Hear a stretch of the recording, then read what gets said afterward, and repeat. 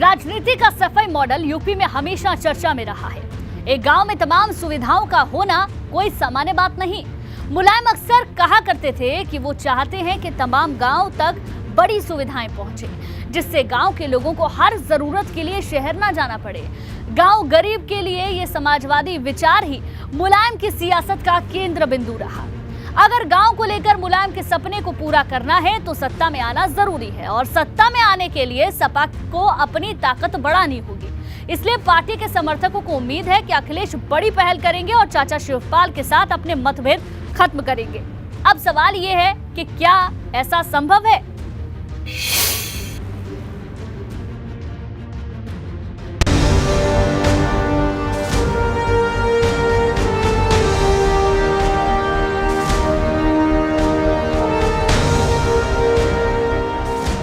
यही है इटावा का गांव सैफई।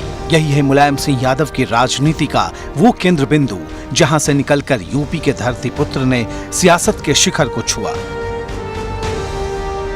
मुलायम के लिए सैफई का मतलब था समाजवादी सियासत के मॉडल का सबसे बड़ा प्रतीक, जहां एक गांव के अंदर शहरों जैसी तमाम सुविधाएं मुहैया कराई गई, जहां घर घर रोजगार के लिए कोई कसर नहीं छोड़ी गई। नेताजी ने अपनी ज़िंदगी में बहुत अच्छे काम किए, लेकिन एक अच्छे काम में एक अच्छा काम ये भी था कि उन्होंने अपने ही सामने ही अपने पुत्र को स्थापित कर दिया, जिसकी वजह से भविष्य में उनके कोई राजनीति करने में दिक्कत न हो। तो मुझे नहीं लगता राजनीति जो कुछ होनी है अखिलेश जी के इर्द गिर्द होनी है, और इसका भी मूल्यांकन उन्हीं को करना है। मुलायम ने अपने विकास के कामों से यहाँ के लोगों का दिल जीता और उन्हें महसूस कराया कि जनता की अपनी सरकार का मतलब आखिर क्या होता है। सियासत के इसी सैफई मॉडल को मुलायम ने अपनी राजनीति का बुनियादी आधार बनाया और आम लोगों को उम्मीद से ज्यादा सौगातें मिलने का यकीन दिलाया। मुलायम की राजनीति का यही अंदाज उनके विरोधियों को भी उनका मुरीद बनाने वाला साबित हुआ।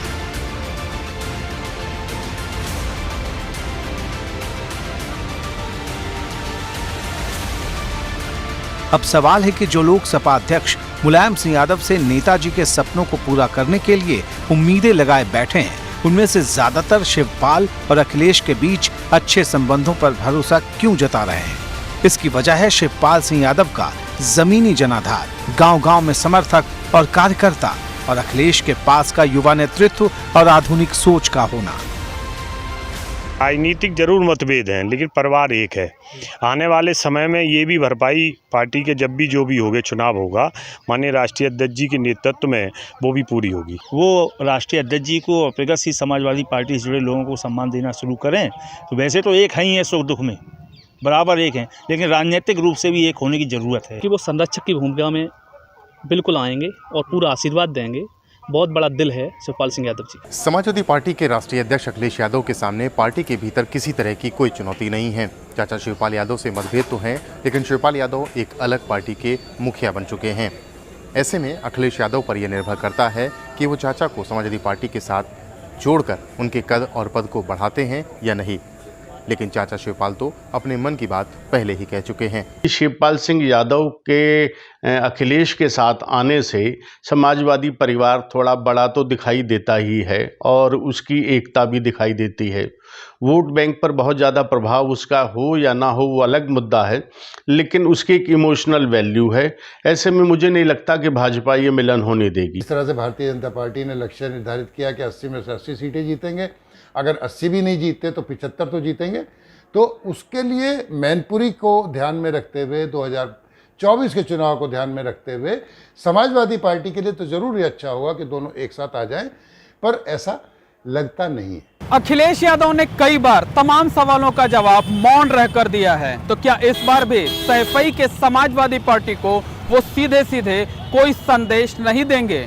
सवाल ये भी उठता है कि क्या चाचा शिवपाल के विवादों पर सुलह की मुहर लगाने के प्रस्तावों को वो सीधे तौर पर नजरअंदाज कर देंगे, या फिर अखिलेश यादव कोई ऐसा फैसला लेंगे जो ऐतिहासिक होगा, जो समाजवादी सियासत में मील का पत्थर साबित होगा, जो केंद्र बिंदु में कायम सैफई के मुलायम परिवार को सियासी तौर पर एकजुट कर देगा। हमें तो नेताजी के जब से अस्वस्थ हैं तब से पूरे परिवार में कोई दूरी नहीं दिख रही है।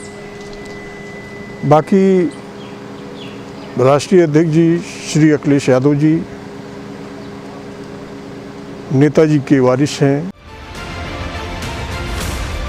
मुलायम सिंह यादव के बाद उनके परिवार का सियासी तौर पर कमजोर होना, राजनीति के केंद्र बिंदु में न होना समाजवादी पार्टी के लिए नुकसान का सबब बन सकता है।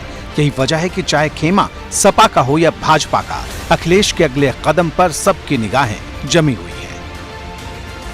ये अखिलेश यादव और शिवपाल जी के एक होने से अगर कुछ सीटें बढ़ जाएंगी, लेकिन अगर शिवपाल यादव जी अलग लड़ेंगे तो सपा को, वर्तमान सपा को, अखिलेश यादव जी को हराने में अपनी पूर्ण भूमिका का निर्वाह करेंगे।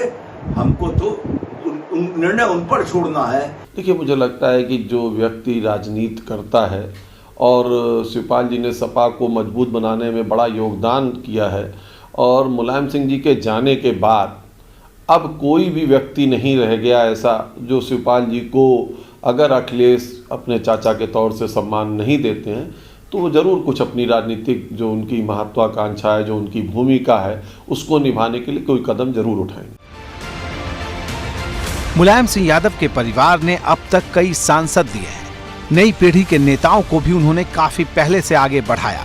धर्मेंद्र यादव, तेज प्रताप यादव के साथ ही डिम्पल यादव को भी मुलायम सिंह यादव ने लोकसभा का चुनाव लड़ाया, सांसद बनाया। सैफई से लेकर जसवंत नगर और इटावा तक, स्थानीय सहकारिता संस्थानों से लेकर पंचायत और निकाय तक के चुनाव में परिवार से जुड़े लोगों का सियासी वर्चस्व कायम रहा है। इन सबको कायम रखना तभी आसान होगा जब शिवपाल सिंह यादव का जमीनी अनुभव और अखिलेश की भाजपा के खिलाफ आक्रामक राजनीतिक सोच एक साथ जुड़कर रहे। इसलिए सपा और प्रसपा दोनों के नेता और कार्यकर्ताओं को ये उम्मीद है कि अखिलेश और शिवपाल मिलकर समाजवादी विरासत को आगे बढ़ाने साथ आएंगे। सब एक रहेंगे, सब साथ रहेंगे, सब एक रहेंगे। जो उनके भाई हैं वो सब एकजुट होकर के 24 वाला चुनाव जो आ रहा है उसको लड़ेंगे। समाजवाद को जिंदा रखेंगे, संघर्ष करेंगे, मेहनत करेंगे। माननीय अखिलेश जी चाचा जी का सम्मान करते हुए उनको अपने साथ में लाते हैं तो ये पार्टी के लिए एक बहुत ही जरूरी काम होगा। राजनीति में गठबंधन और अलगाव का कोई तय वक्त नहीं होता। भले ही शिवपाल सिंह यादव और अखिलेश के राजनीतिक संबंधों में गहरी कड़वाहट रही हो, लेकिन मुलायम सिंह यादव के निधन के बाद अब स्थितियां बदल गई हैं और परिवार कमजोर हो, ये दोनों में से कोई शायद ही चाहेगा।